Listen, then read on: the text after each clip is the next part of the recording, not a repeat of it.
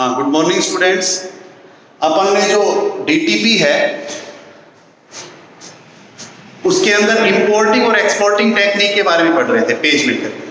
आज अपन इसको थोड़ा सा इंपोर्टिंग अपन पढ़ चुके हैं, एक्सपोर्टिंग टेक्निक के ऊपर कॉन्सेंट्रेट करेंगे।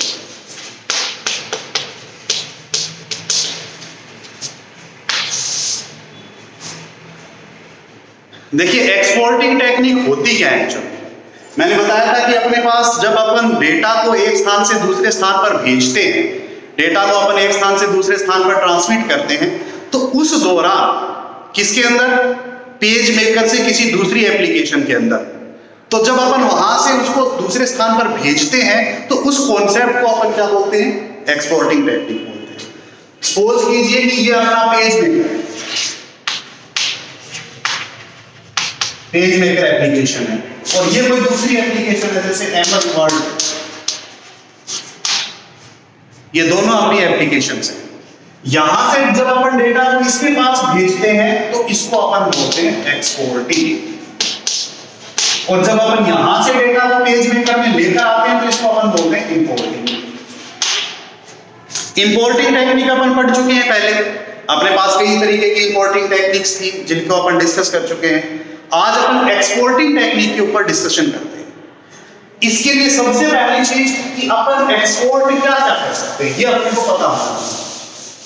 अपन जानते हैं कि जो पेज मेकर सॉफ्टवेयर होता है वो मेनली दो प्रकार के कॉन्सेप्ट में या दो प्रकार के डेटा में या मीडिया में डील करता है। पहला मीडिया होता है टेक्स्ट, अक्षर जो कीबोर्ड से लिखे हैं। दूसरा होता है ग्राफिक्स। ग्राफिक्स का मतलब ये होता है कि जिसके अंदर अपन फोटो या इमेज या इस तरीके का कॉन्सेप्ट अप्लाई करते हैं। तो यहां टेक्स्ट और ग्राफिक्स दोनों ही प्रकार की मीडिया से एसोसिएट है। इसके अलावा दो प्रकार की चीजें या दो प्रकार के डेटा को और ये एक्सपोर्ट कर सकता है। एक होता है HTML format, hyper text markup language format. मतलब वेब एप्लीकेशन, अपन ने पढ़ा भी है कि पेज मेकर की एक बहुत बड़ी खासियत होती है कि वेब एप्लीकेशंस के डेटा को भी मूव करता है या उसको भी एडिट करने की क्षमता रखता है। तो यहाँ HTML के रूप में भी डेटा को अपन एक्सपोर्ट कर सकते हैं। और लास्ट होता है PDF, पोर्टेबल डॉक्यूमेंट फॉर्मेट। इस प्रकार के डेटा को भी ये आसानी से मूव कर सकता है किसी दूसरी एप्लीकेशन में। बट खासियत ये होनी चाहिए कि वो जो एप्लीकेशंस हैं वो इन प्रकार के डेटा को यूज कर सके, ओपन कर सके, उसको एडिट कर सके। ये क्षमता उनमें होनी आवश्यक है, तभी ये काम कर पाए। अब करने का तरीका क्या है या करने के लिए अपन क्या कॉन्सेप्ट अप्लाई करते हैं, बिल्कुल सिंपल है। इन चारों में से जो भी स्टेप अपने को इंप्लीमेंट करना है वो चारों चीजें अपन एक साथ कर सकते हैं। देखिए कैसे करते हैं। स्टेप बाय स्टेप होता है एक्सपोर्टिंग टेक्निक का वर्क। सबसे पहला स्टेप, फर्स्ट जो स्टेप है वो क्या है, पहले स्टेप के अनुसार जब भी अपन डेटा को एक स्थान से दूसरे स्थान पर भेजते हैं या जब भी डेटा अपना पेज मेकर से किसी दूसरी एप्लीकेशन पे जाता है तो सबसे पहला काम ये होता है कि वो डेटा अपना सेलेक्ट होना चाहिए। वो डाटा अपने को पता होना चाहिए कि किस तरीके से यूज हो रहा है, किस तरीके से लागू हो रहा है। तो उसके लिए अपन पहला जो काम करेंगे वो करेंगे डेटा सिलेक्शन का। ये फर्स्ट स्टेप। जैसे मैं आपको बताता हूं, सपोज कीजिए कि ये अपना IDE, ये वर्किंग पेज। इस वर्किंग पेज में आपने कोई भी एक फाइल बना रखी है, कोई भी आपने एक डॉक्यूमेंट बना रखा है। जैसे आपने पेज 1 बना, ये पेज 1। पहला काम क्या करना है अपने को, इस पेज मेकर के इस पेज 1 को टोटली सेलेक्ट करना है। सेलेक्ट कैसे करेंगे अपन, सेलेक्ट करने का सिंपल सा तरीका है, या तो अपन ये पेज ओपन करेंगे और शॉर्टकट की जो होती है Ctrl+C, उससे अपन कॉपी कर लेते हैं, या Ctrl+A या Ctrl+Alt+Ctrl दबाकर उस पूरे को सेलेक्ट कर लेते हैं, या फिर माउस की सहायता से अपन यहां से ड्रैग करते हुए यहां तक लेके आते हैं। तो पूरा का पूरा जो पेज है वो अपना सेलेक्ट हो जाता है। मान के चलिए कि अपने टेक्स्ट फाइल, ये मैंने सेलेक्ट कर दिया पहला। फिर उसके बाद सेकंड वर्क अपन क्या करते हैं, अपन इसके मेन्यूज के अंदर जो अपना सबसे पहला मेन्यू होता है, कौन सा मेन्यू होता है सबसे पहला, फाइल। इसके ऊपर क्लिक करते हैं। जैसे इसके ऊपर क्लिक करेंगे आपके पास नीचे की तरफ एक ड्रॉप डाउन लिस्ट आएगी। उस लिस्ट में बहुत सारे ऑप्शन रहते हैं, बहुत सारे अपने अलग अलग कॉन्टेंट्स रहते हैं या सब मेन्यूज रहते हैं। उन सब मेन्यू में अपने पास एक सब मेन्यू मिलेगा एक्सपोर्ट, इस नाम से। इसके ऊपर अपन क्लिक कर देते हैं। जैसे ही अपन इसके ऊपर क्लिक कर देते हैं अपने पास नीचे एक एक्सपोर्ट डायलॉग बॉक्स प्रकट होगा। एक्सपोर्ट डायलॉग बॉक्स क्या होता है? एक इस प्रकार का बॉक्स होता है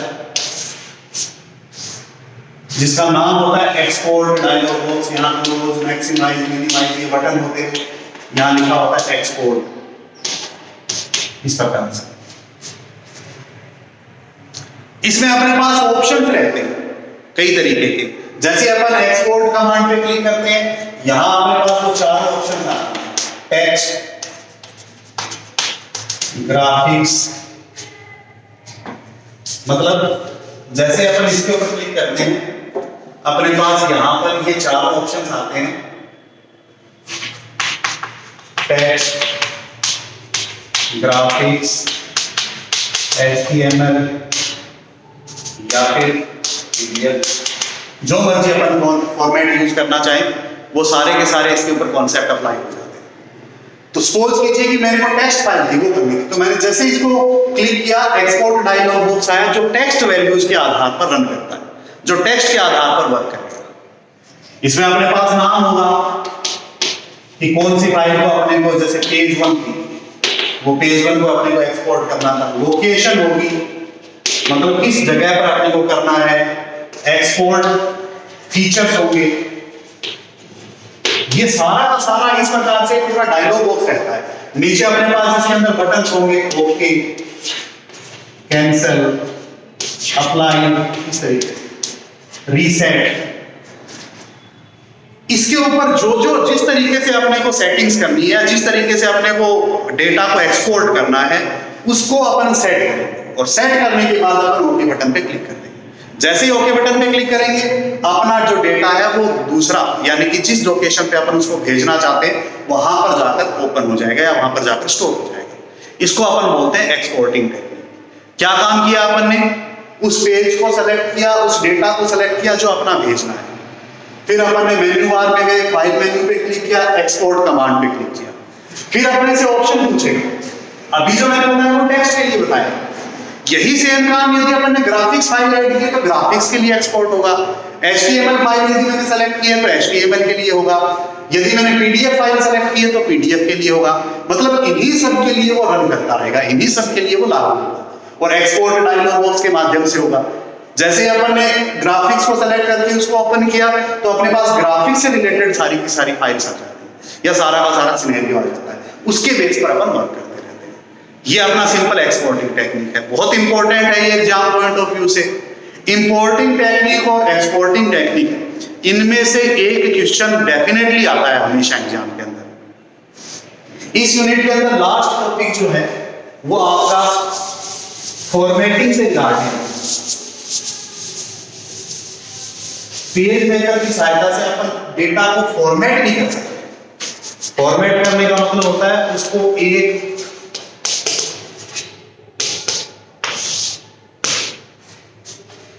प्रारूप से, या अपन यूं कहें कि एक पर्टिकुलर जो उसका अपीयरेंस है उसको चेंज करना, किसी दूसरी अपीयरेंस के अंदर बदलना, किसी दूसरी अपीयरेंस के अंदर उसको सेट करना, वो चीज अपनी फॉर्मेटिंग कहलाती है।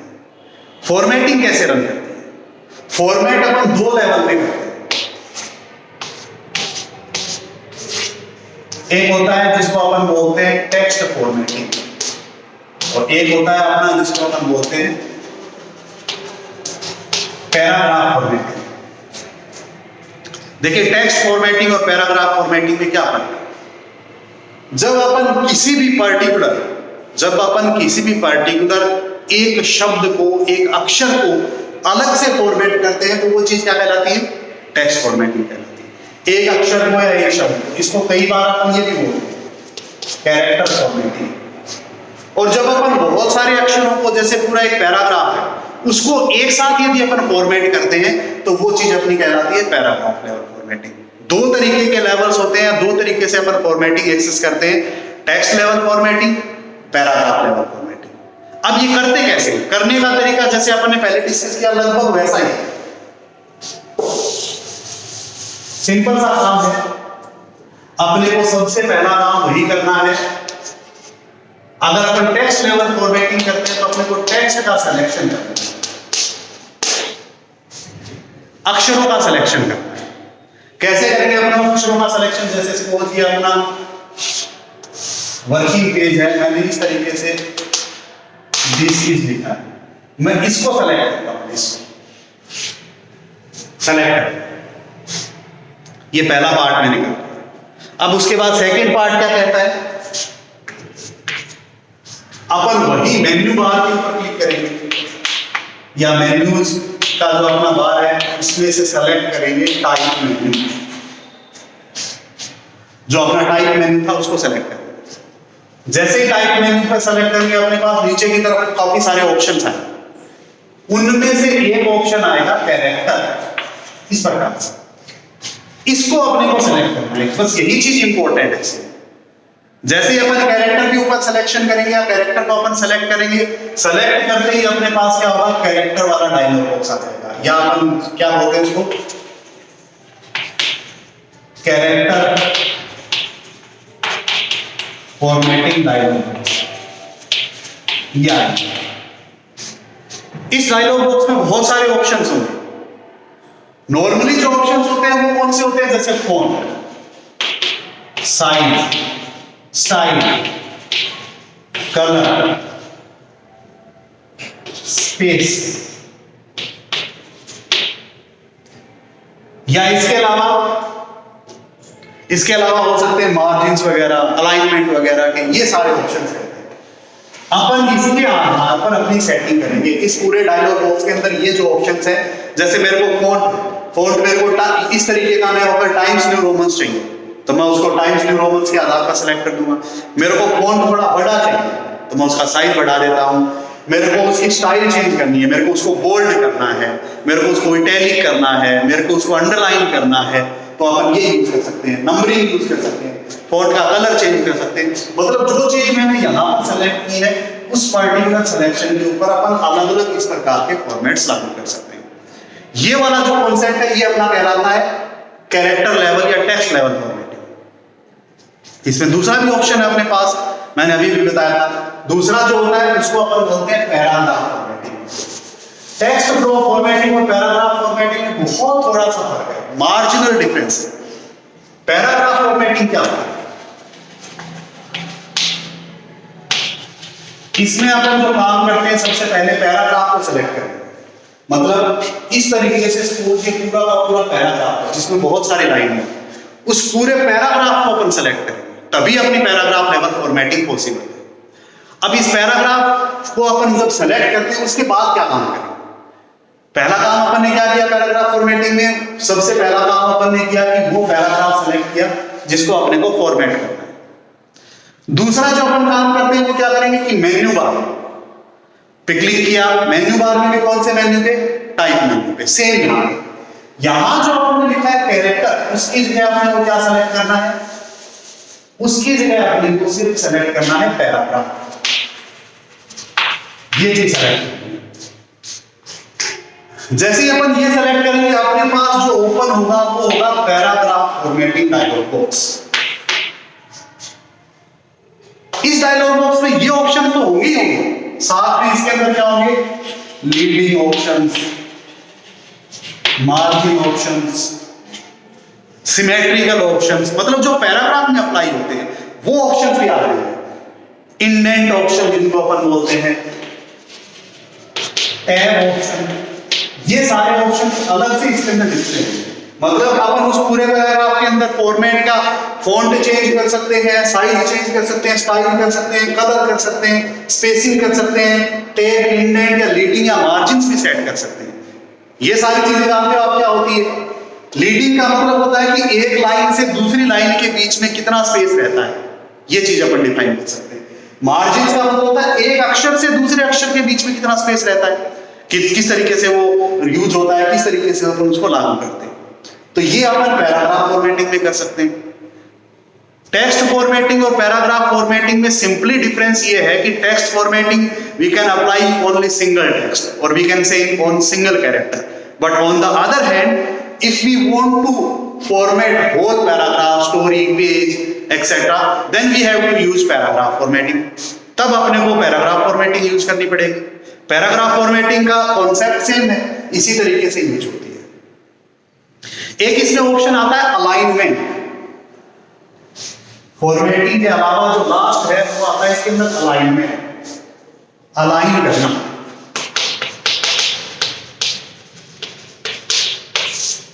अलाइनमेंट का मतलब होता है सिमेट्रिकल करना, कि जो अपन ने अक्षर लिखे हैं वो एक ही प्रकार से डिस्प्ले।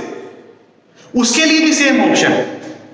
सबसे पहले अपन क्या करेंगे, वो पैराग्राफ सेलेक्ट करेंगे जिसको अपने को अलाइन करना है, सिमेट्रिकल करना है।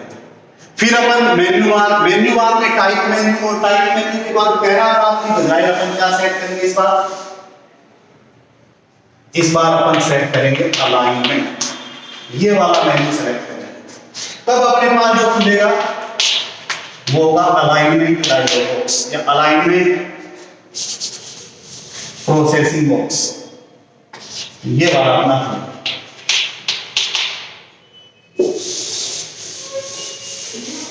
अलाइनमेंट चार तरीके के, first, left, second, right, third, centre, fourth, justify. थोड़ा थोड़ा पढ़ा। देखिए ये जैसे पूरा अपना पैराग्राफ है, इसमें इस सीधे से यदि अपन अलाइन करते हैं, मतलब यहां से यदि शुरू करते हैं पूरा का पूरा, तो वो कहलाता है ना लेफ्ट। अगर अपन इस सीधे से पूरे पैराग्राफ को अलग करेंगे, सिमेट्रिकल करेंगे, तो वो कहलाता है राइट। यदि यही काम अपन बीच में से करेंगे तो वो अपना कहलाएगा सेंटर ओरिएंटेड। जस्टिफाई का मतलब ये होता है दोनों सिरे से, लेफ्ट से भी और राइट से। मतलब चार तरीके से अपन अलाइनमेंट कर सकते हैं। चारों तरीके कौन कौन से हैं? फर्स्ट, जिसमें अपन लेफ्ट से, यहां से शुरू होगा सारे टेक्स्ट, मतलब यहां से लिखना शुरू होगा, ये बिल्कुल सिमेट्रिकल रहेगा। राइट का मतलब यहां से शुरू होगा, बिल्कुल सिमेट्रिकल रहेगा। सेंटर का मतलब यहां से शुरू होगा, इक्वली डिस्ट्रीब्यूट होता रहेगा, बड़ा होता रहेगा। और जस्टिफाई का मतलब है ये सीधा और ये सीधा दोनों फिक्स है, उसके बाद अपने आप वर्क करता रहेगा। इस तरीके से अपन चार अलाइनमेंट ऑप्शन भी अप्लाई कर सकते हैं। आज जो अपन ने पढ़ा है वो चार चीजें पढ़ी है: exporting technique, text formatting, paragraph formatting और अलाइनमेंट।